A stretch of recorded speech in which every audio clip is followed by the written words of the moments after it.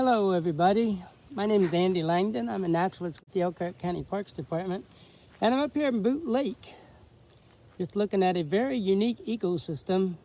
This is our prairie.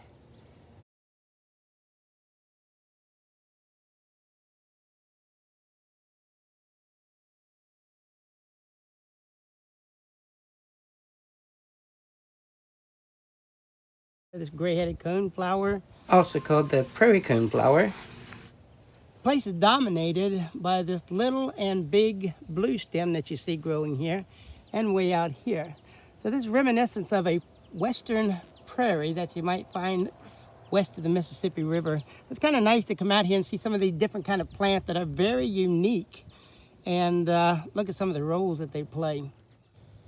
Okay, here's the little bluestem. We've also got the big bluestem. That's all that kind of dead grass out through there. The Native Americans used to burn that off, and that would provide vegetation for things like the buffalo, so they would have something to encourage the buffalo to come to their area. So you can imagine this place, you know, out west 300 or 400 years ago, what it must have looked like for the not even Native Americans, but also for the wildlife that were in the area. There's certain plants here that don't grow anywhere else, so it is really nice. We got like purple coneflower here, and lots of bergamot. And up here's a kind of a neat flower. This is a false white indigo, and it's in bloom right now. It's the end of July, so they kind of stick out like a sore thumb around here. They almost look like a pea plant, but they're really interesting. Standing in front of some of our tallest plants here. These things will grow like 8 feet tall, so they can get quite large. And these are called cup plants. They're also called rosin weed. I don't know why they call them rosin weed. As a matter of fact, why do they call them cup plants? Ooh, looky here. Right there's water. And you can kind of see it there. These things have a square stem. They're very big plants. Have a square stem. And insects will go down in there to get a drink. Birds will come up here to get a drink. And sometimes you might even find mosquito larvae inside of one of these things. So it's got a lot of water in it. Lots of water. So that would make a bird very, very happy. Anyway, these have been used by farmers to feed their livestock. You can see the flower on the top of it. They look a lot like a daisy. Usually when you think of a prairie, you think of a lot of grasses, but as you can see, there's a lot of flowers in a prairie. It's a very unique ecosystem. And it's a very impressive flower, as a matter of fact. It's now, I don't know, I've never tried one of these things, but they say that Native Americans used to chew these as bubble gum. They used them for stomach aches. They would chew the gum for stomach aches, try to settle their stomachs. So you can see that it's kind of taken over the area, at least in spots around here. So if you come up here, this is a plant that's kind of hard to miss. And once again, it's called the cup plant or rosin weed, but there is another kind of a rosin weed that's around here that you don't want to get it confused with. Okay, I'll try to show you that a little later. I don't know if you can see him or not. There's a bird out there getting himself a drink out of this cup plant. I saw some insects. Oh, there he goes. I saw some insects earlier out here, so they do use this for drinking fountain. Nature's drinking fountain. Showy tip Trifoil. It's in the Leguminaceae family.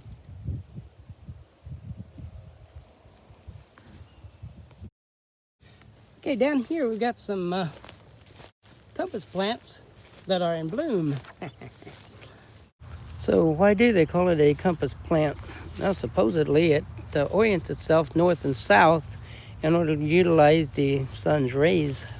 There they are, beautiful flowers. They kind of look like sunflowers. So there's the compass plant in its full glory. There's another one. So we got quite a few of them out here. Down here we got some St. Johns Wort. Don't know what I can say about St. Johns Wort, besides it's kind of all over the place. And Queen Anne's lace over here. There it is.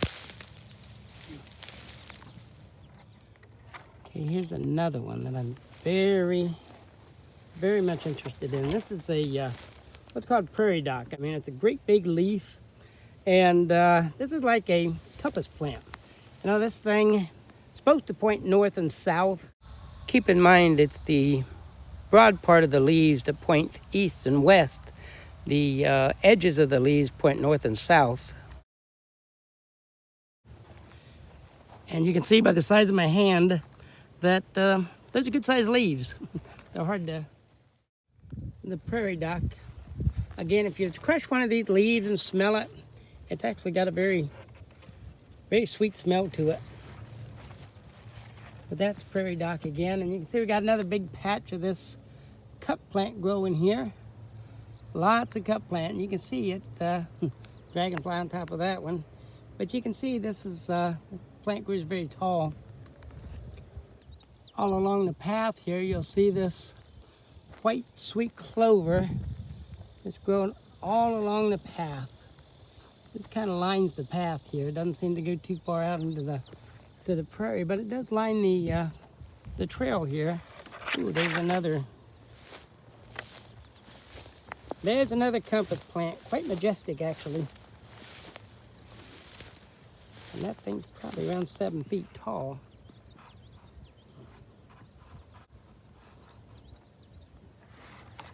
So that's the compass plant. This is what's called spotted napweed. Ooh, butterfly weed or butterfly milkweed.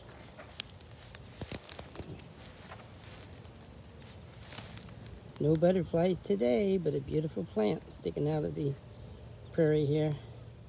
As is the mullein. Mullein has a very soft leaf to it. Now this one here is not very tall, but they'll grow 6 to 8 feet tall. Got a really soft leaf, kind of almost like a lamb's ear, so that's what this is not the lamb's ear itself, but it does feel like a lamb's ear. This is called mullein. If you come here, keep your eyes out for the world milkweed plant. They call it world milkweed because of the way the leaves just kind of whirl around the stem there. And they do bleed like the milkweed plant. It's kind of growing all over the path here. I also want to show you something else here. This is the rosin weed that I was telling you about before. It just comes up in generally these little clumps like this, not always. But this is actually rosin weed. Remember the cup plant? They also called it rosin weed. So this is a lot like the cup plant. It's got the leaves kind of right inside here. So it looks a lot like the cup plant, but this is what's called rosin weed. A little different, maybe more tasty than the cup plant. Can't taste any worse. Here's an invasive plant that's easily overlooked. This is called skeleton weed. And I suppose after it all dries out, it almost looks like a skeleton. It's just something that you don't notice until you notice it. That's skeleton weed. Ooh. Over here we got what's called a lead plant. I don't see a lot of them around here, but there's a few of them. It's called a lead plant. It's got real pretty kind of purple flowers on it right now. Believe it or not, lead plants are grazed on by herbivores, and they have a deep root system for surviving droughts and wildflowers. The leaves are covered in kind of silverish gray hairs resembling lead. Okay, this is Bladder Campyon. Bladder Campyon. It actually reminded the pioneers of the bladder of their livestock. So they call it Bladder Campyon. Trifoil just starting to come into bloom. And it's not very tall, but you can see it's got very pretty flowers on it. So there's a lot of things that are flowering up here right now, but different seasons you're going to find different things that are flowering, and other things that have already gone to seed. Lots of these purple cone flowers have already gone to seed. Gray cone flowers out. More commonly called prairie cone flower. Here's some yarrow. Now yarrow has quite a distinct smell to it. If you crunch up the leaves and smell them, there's a very distinct smell to it. The fern-like leaves of the yarrow are also very distinct. Now moving over here to the purple bee balm. It's very commonly known as Bergamot. It's also got a square stem, and its leaves were used for sore throat and insect bites back in the olden days. As a matter of fact, after the Boston Tea Party, this was used as a substitute for tea. So sometimes they'd use this for bronchitis, fever and chills. Doesn't have any caffeine, but it's good to drink. So it made a nice tea. And you can tell if you smell it, it makes got a very fragrant smell to it. So that's purple bee balm, or most commonly called bergamot. Once again, this is Andy Langdon with the Elkhart County Parks Department. Just encouraging you to come out and see our parks once in a while. Get some exercise, get away from the humdrum of society sometimes, and enjoy the outdoors. Arrivederci, whatever that means.